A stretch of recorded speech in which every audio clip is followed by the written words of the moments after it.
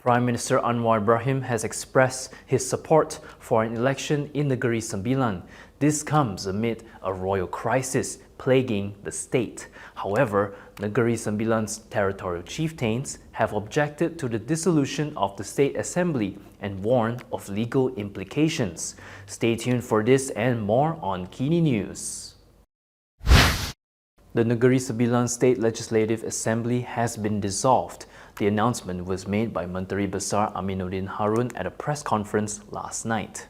Aminuddin said he had received consent from state ruler Tuanku Muhriz Tuanku Munawir to dissolve the State Legislative Assembly.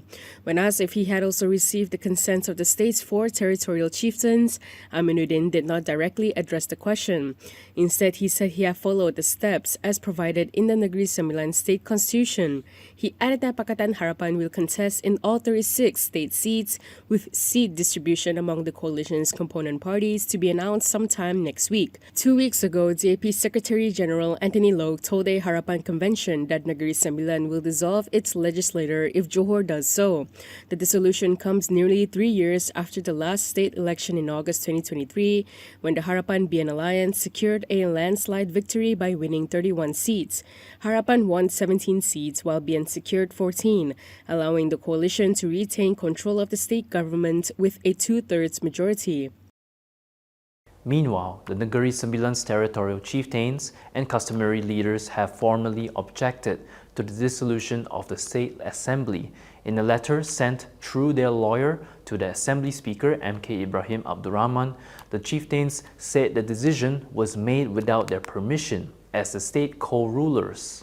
The leaders claimed that Aminuddin's action had violated the Negeri Sembilan state constitution and urged the speaker to take immediate corrective action. They added that should the dissolution of the State Legislative Assembly proceed, it would give rise to various legal implications, including questions over the validity of the election results and related matters. The firm is representing the Undang Luwak of Sungai Ujong, Johor, Jelebu and Rembau, the Tuanku Besar Tampin, and Sungai Ujong's Datuk Shah Banda. Negeri Sembilan has been embroiled in a royal dispute between the state chieftains and ruler Tuanku Muhriz Tuanku Munawir. Earlier today, there was a brief commotion outside the Tuanku Besar Tampin's office as 2 of the Negeri Sembilan territorial chieftains were barred by police from entering the premises for a meeting. The meeting with other state customary leaders had been called to discuss and end the ongoing royal dispute. The chieftains had also later proclaimed Tuanku Nazaruddin Tuanku Jaafar as the new young di-Pertuan Besar of Negeri Sembilan.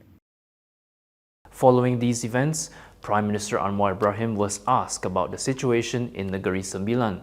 In response, Anwar reaffirmed the government's recognition of Tuanku Muhriz Tuanku Munawir as the young di-Pertuan Besar of Negeri Sembilan. He also stressed that the sovereignty of the Malay rulers' institution will continue to be safeguarded in accordance with the Constitution. Speaking to reporters after performing Friday prayers in Puchong today, Anwar said developments in the state were concerning, but emphasized that any challenge to the royal institution must be pursued strictly through proper legal and constitutional channels, backed by solid justification. Kita sebagai kerajaan persekutuan, walaupun tidak terlibat secara langsung, harus memberikan nasihat, ya, terutama orang Melayu dan rakyat Malaysia. Sistem raja ini bukan saja namanya tetapi kemuliaannya dan beberapa kaedah dan peraturannya. Sebab itu bagi kita tetap pertahankan kedudukan, kemuliaan dan kedaulatan raja, dan kalau kita ikut sekarang susur galurnya setakat ini, kita tetap bekerja dan iktiraf kedudukan Yang Tuan Besar Negeri Sembilan, Tuanku Muhriz, dan mohon supaya apa-apa pandangan yang lain dibuat mengikut jalur yang sah mengikut perlembagaan tanpa menimbulkan keresahan kepada rakyat, mempersulit urusan negeri, kerajaan negeri. Sebab itu saya menyokong penuh tindakan Menteri Besar mengatakan oleh kerana simpang siur yang tidak ketentuan ini sebaiknya diadakan pilihan raya dan Tuanku juga telah berkenan. From now on, you can also listen to KiniNews on Spotify and Apple Podcasts. Scan the QR code on the screen to follow us. The dissolution of the Negeri Sembilan State Legislative Assembly had also prompted questions from an UMNO leader over its timing. This is as the move took effect just hours before the state's territorial chieftains were scheduled to convene a meeting aimed at resolving the ongoing royal dispute. In a statement, Subang UMNO Division Chief Arman Azha Abu Hanifa described the move by Menteri Besar Aminuddin Harun as hasty and urged the state government to explain its rationale.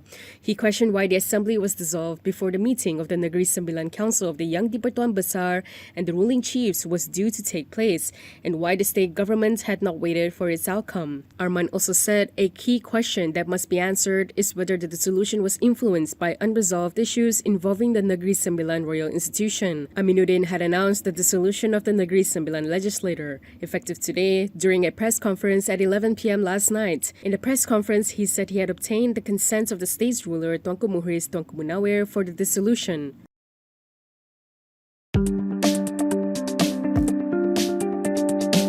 Moving on to Johor, as the state gears up for elections, debate is intensifying over whether Prime Minister Anwar Ibrahim should call a snap general election.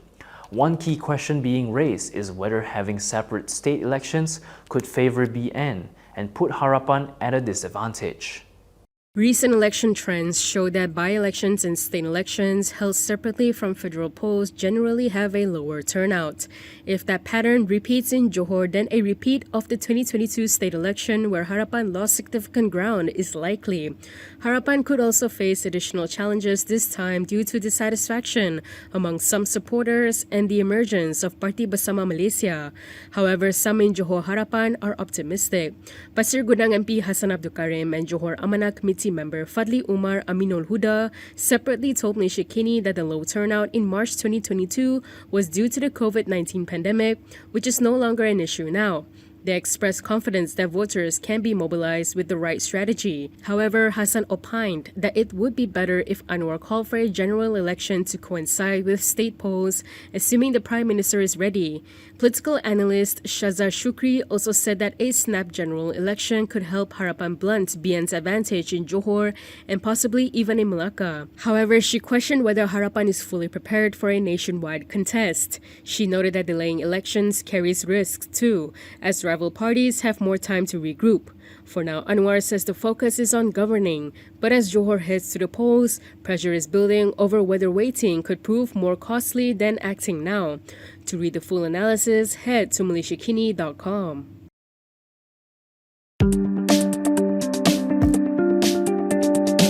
Next, the debate over constituency funding is gaining momentum following recent controversies surrounding access to the government's allocation system. Klang MP V. Ganapati Rao has now called for reforms to the country's constituency funding framework. In a statement, he argued that every MP should have equal access to the resources needed to serve their constituents, regardless of whether they are part of the government or the opposition. At the heart of his argument is the question of how public funds are distributed. According to Ganapati Rao, federal constituency allocations continue to be subject to political discretion, resulting in funding decisions being influenced by political affiliation rather than public need.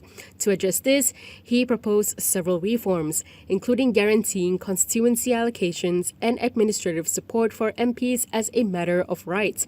He also called for a legal framework to govern the distribution of allocations, with funding determined based on objective criteria such as population size, constituency needs, geographical challenges, and socio-economic conditions. In addition, he said an independent mechanism should be established to administer constituency funding.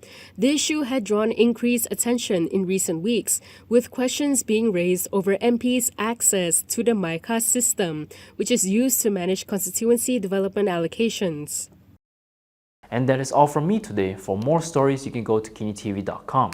You can also follow us on Instagram, X, YouTube, and Facebook for the latest news updates. I'm John. Thanks for watching.